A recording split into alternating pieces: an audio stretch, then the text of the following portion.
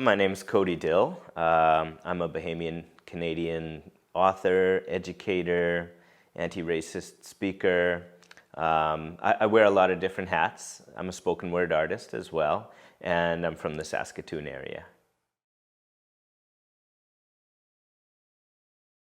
For me, writing poems started very, very early. I'm thinking like, grade 2, grade 3. Pretty much when I learned how to write, I started trying to write poetry. But of course, my voice has changed a lot over the years and my writing has changed a lot. So I didn't get involved in spoken word poetry until about 2010, when I was, well into my late 20s and well into my teaching career and everything like that. So when that came about, I was teaching at a school in Saskatoon, and one of my fellow teachers shared a flyer for a poetry slam that was coming up at Lydia's in Saskatoon. And I just thought, oh, poetry slam, I think I've heard of that. I'll check it out. And then the rest is history.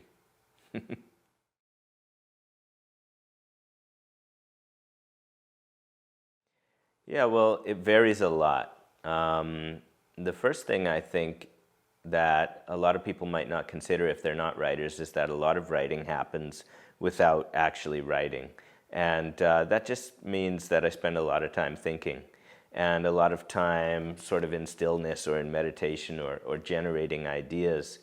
And so, a part of it is, when inspiration strikes, you just got to have a notepad or your phone with you, some means of jotting down, whatever ideas are coming, so that you can come back to them later when you have more time. I'm a very, very busy person. I'm a father, so I don't always have the opportunity to write as soon as inspiration strikes. But when it does, I'm always sure to, just keep track of whatever it is that's inspiring me so that I can come back to it. But I would say that inspiration strikes in a variety of ways and at different moments in my life. But they're usually marked by the same sort of thing. Oftentimes, if I've spent, time learning something really deeply, or if I've been really emotionally transformed by something that I've seen or heard about, or it might be a person that I've been speaking to, then I've been moved to write. And then the other times are, again, just, when I experience that stillness, and that can come through meditation or sometimes even just walking. Quietly walking my dog or whatever it is, you sort of open up those portals, right? And you just wait for those thoughts to come, and oftentimes they do.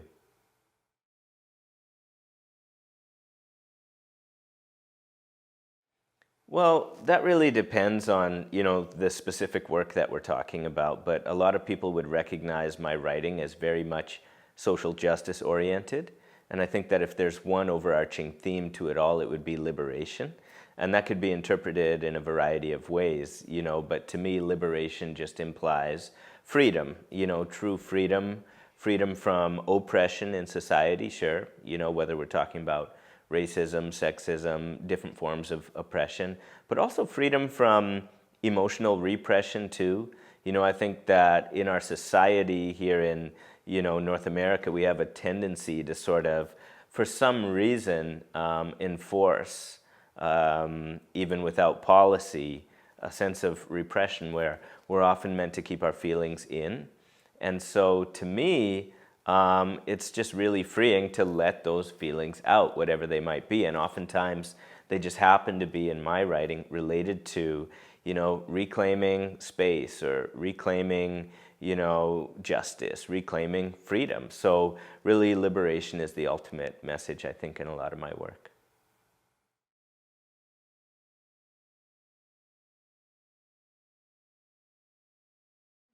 Yeah, that's something that's changed over the years.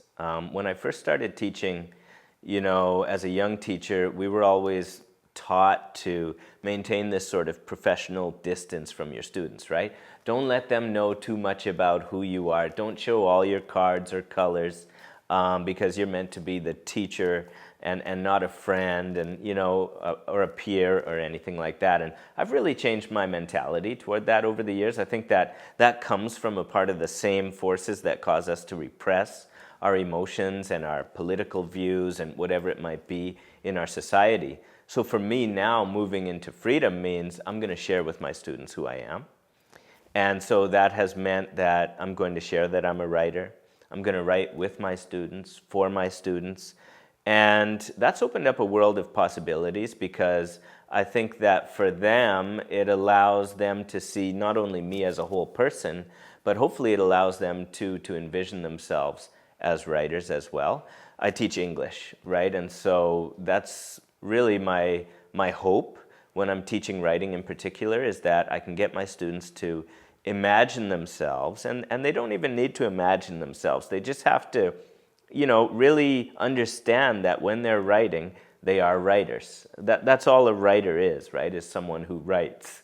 And so, but that can be a tough message to actually get across to young people today, because there's this idea, and I don't know what it is, but there's this idea that writing is some like unattainable, sort of far off, distant, path in this life that only a few people are like maybe, blessed to enjoy or something like that. But really, when we think about it that way, I think we're really getting tunnel vision and just looking at those writers who are deemed successful by Western standards, But, we can define success in writing in a variety of ways. I think that if you're someone, young person, old person, doesn't matter, who establishes a writing practice that you're disciplined about and that you love and that you stick with, then you're a successful writer. So that's really helped me in terms of, as I say, just being more free as an educator, but also it unlocks something in the students too, right? It allows them to be free in that way as well, because I can say to them as well, I can say, look, I'm just a normal person, right? I'm your teacher, right? I'm basically the same as you 20 years later, whatever it might be. And the only way that I became a writer was by continuing to write. And so if that's a dream or a wish for any of them, then I hope that will help them literally realize it, just make it real right in front of their eyes. And I think that spoken word especially is like a super useful vehicle to help motivate students to explore writing in the classroom. Whether they're viewing spoken word poems that, might be favorites on YouTube, or whether they're experimenting with it themselves, spoken word is one of the most accessible art forms in the universe. Really, all you need to do spoken word is a voice. You don't even need a pen. Like, there's a lot of spoken word artists or hip hop artists too that will just freestyle, right? Their words, and I think that sharing that with students, it just to maybe remove some of those misconceptions that a lot of people have about what poetry is. We often think about poetry as something that's in a book, very much inaccessible, in that it might have some sort of hidden messages, and we're meant to somehow unlock those messages using some sort of weird metaphorical brain surgery. It doesn't have to be that way, right? Spoken word poetry is aimed at garnering a gut reaction out of its listeners. And that's what attracted me to it too, right? Is that you don't need a degree in literature or composition to really understand or unpack spoken word. You just need a set of ears and a gut. You know what I mean? And everybody's got that. And everyone's got things that they want to say, and everyone has a story too. So everyone can participate in spoken word.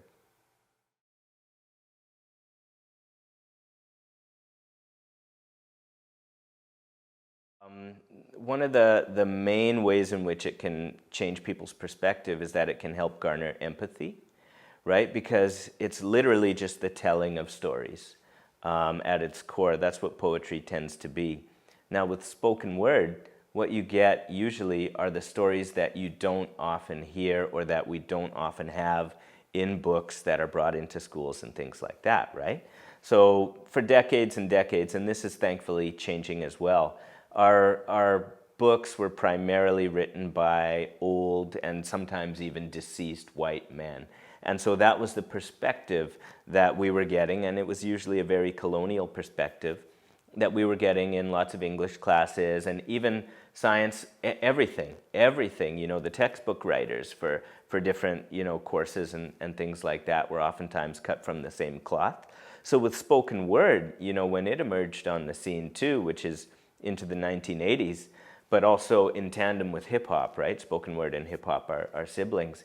All of a sudden you're getting these stories from marginalized voices, which when you think about what happens when you don't have those stories, it's that because you're hearing the same thing all the time, you get this dominant narrative, right? Either of what Canada is, for example, or of what life should be all about, or of how we should relate to each other, or anything at all.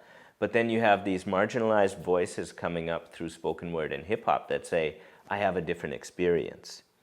And for some people, that's really important because they literally, if they haven't lived those experiences, may have no concept that anyone has a different experience of life than they do, right? So, and the hope, I think, with spoken word and with sharing these stories is that if they hear, right, that people have different experiences of life and that sometimes they're negatively affected by some of the social systems we've set up in our communities and in our nation and our society, that maybe they'll want to change those things, right? Because that's what compassion is meant to do, right? Is if I find out you're hurting, especially because of something that I believe in or that I'm participating in or that I'm benefiting from, then hopefully I'll want to change. But unfortunately, that's not always the case. Some people, when they discover other people are hurting, still just persist to do what they want to do, which is why other avenues of resistance are needed. But certainly art and spoken word poetry can be a huge avenue of resistance because there are many, many people, and I would venture to say most, who, if they find out people are hurting, will want to make it so that they're not hurting anymore. Certainly for me, growing up as a young black person in Moose Jaw, Saskatchewan, which was a very homogenous place, a very white place growing up, right? I believe that I was programmed to have a colonized mind. And so for me, getting a little bit older, and I think when I went to university is when I really started to have my mind opened. I started learning about, colonialism, the issues affecting Indigenous communities in Canada and beyond. It really just opened my eyes to the ways in which, through my ignorance, I was perpetuating not only, backward beliefs about different groups of people, but their actual oppression. Because if we're not resisting the status quo, if we're not resisting the way that things are, we're actually contributing to the way that things are. And so for me, changing my perspective almost immediately meant changing how I relate to the world around me. And I hope that, if other people have their perspectives changed, then they'll change the way that they relate too. So in the poem, My Talk is Good, it's really just about encouraging young people especially, but people of all ages, to own their ways of speaking. Because human beings have so many different ways of speaking, and I'm talking right now about English, but really it extends to all different forms of languages and things like that. To me, one of the things I learned as I became educated about, race and society and everything like that is that when we think about Ebonics, for example, which is also known as African American Vernacular English, there are different ways of pronouncing words. For example, brother sounds more like brother and stuff like that. There's a reason for that, and it's not laziness, and it's not bad grammar, and it's not bad pronunciation. It's an extension of West African language groups and pronunciations that existed within Africa that moved with people as they were forcefully relocated across the ocean. And to me, when I hear that, and when I speak in that way myself, as I can do when I code switch, it's a really robust reminder of my identity and of the place that I have really, really important ties to. And I just think that there's such a richness in that. And I think that oftentimes in our society, we spend a lot of time encouraging people, and especially young people, to speak in certain ways. And usually they're white ways, and they're to please white people or to adhere to white standards. And I just think that English sounds so much better when it's spoken in a variety of ways. So that's what my talk is good about, is just affirming, the ways in which everyone speaks. And it's just a love letter to different accents and different ways of expressing. My talk is good, no matter how I say my words. These words are mine, and your words are yours. I don't gotta speak prim and proper. There's really no such thing. Not for when I'm talking, and not for when I sing. My talk is fine, no matter how I pronounce.